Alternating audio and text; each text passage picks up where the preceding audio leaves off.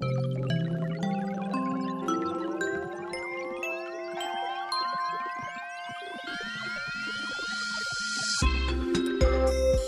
back to Coworker Radio. I'm Catherine Raymog. And I'm Jane Walker-Wood. And we're here with venture capitalist, UCSB professor, business author, John Greathouse. Always good to see you. How you doing, John?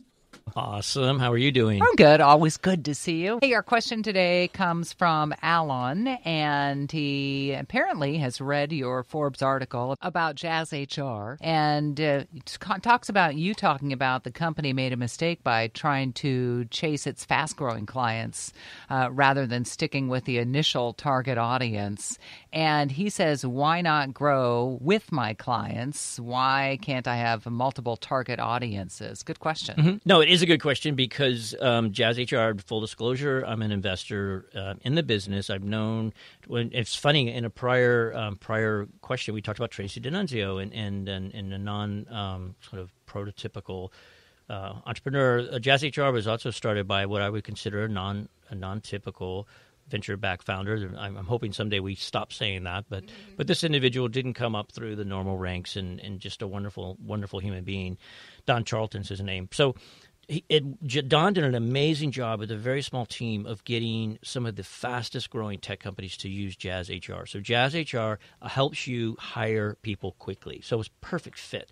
So here he found himself with Uber and Pinterest and Tumblr and Instagram and a half a dozen more companies that you guys have all heard of. They were all small, so they were relative startups, but they were growing very fast. So, and then they started becoming well-known. So you go to his website and people are looking at, he was part of his success was because people recognized those names and they knew that they were, great companies that did a good job of vetting their tools. And so JazzHR really took off. The problem we had, and this is not an uncommon problem with when companies find themselves in this situation, even though we were trying to keep up and we were doing a good job, those companies grew so fast. I mean, these are companies that went from 50 employees to 1,000 employees and like 2,000, 5,000. They grew so quickly that the tools, they wanted to keep our tool. They liked our solution. And we would listen to their feedback. And so now we started building a software solution for enterprise customers as opposed to our core market, which was smaller what's called SMBs, small to medium-sized businesses, which Uber, Pinterest, Tumblr, Instagram, et cetera, used to be.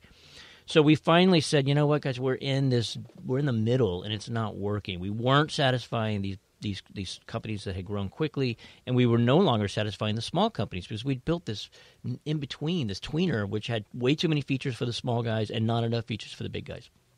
And we did something I thought was very brave that Don did, where we basically said, okay, we have to retrench and go back to our roots, and let's find the next Uber, Pinterest, et cetera, which is what we've done. So now we're having great success really doing what we used to do, which is providing a very solid HR tool to companies with 10 to 250 employees.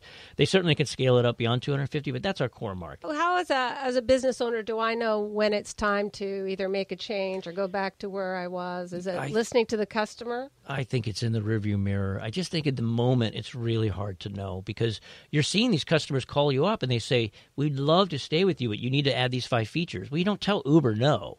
You don't say, well, screw you, you're not important. You're like, well, I can do that. Or the same thing with these other companies where they call you up and they say, well, we only need these 2 things. We only need these 3 things. Well, you start doing these one-offs for these bigger companies and you find out you've kind of bastardized your product to some extent. So I don't know that it's possible to really, how do you know, okay, suddenly I'm not going to answer Uber's calls anymore because they're too big? You don't really know it until after the fact. Is that part of a growing business, though, going back every so often, every couple months and kind of regrouping and saying, where are we and what's our vision next? Well, I think Alan's part of his question was, can I have multiple target audiences? Yes, you can, and that's part of that process that you just described.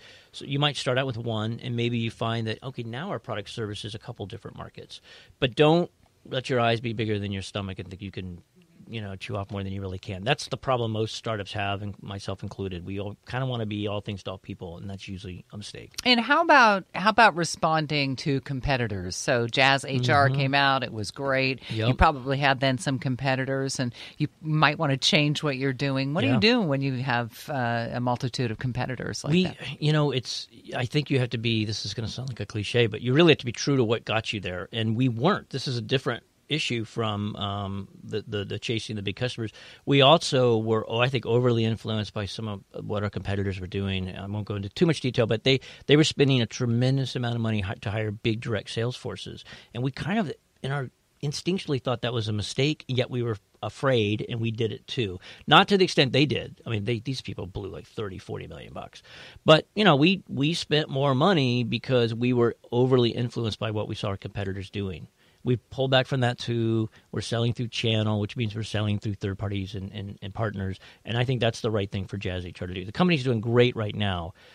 In fact, anybody that's looking for if you have a small to medium-sized business and you're in hiring mode, check it out. But yeah, we made a couple of mistakes along the way. But it's just hard to not. When you're growing quickly, it's just hard. Yeah, responding to competitors is a whole nother topic, and right. we should tackle that at some point. You're listening to Cowork Radio, and we're with John Greathouse, as we all are every week. Yes, and if you want to ask John some questions, please email him at askjohn@coworkradio.com. Great to see you, John. Yeah, likewise. Thank you. Thank you, John. And after the break, Nora Eddy will be here. She is the co-founder of Salty Girl Seafood. They are producers of sustainable and traceable seafood. You're listening to Cowork Radio. Please follow us on social media and download episodes and interviews on iTunes and coworkradio.com. We'll be right back.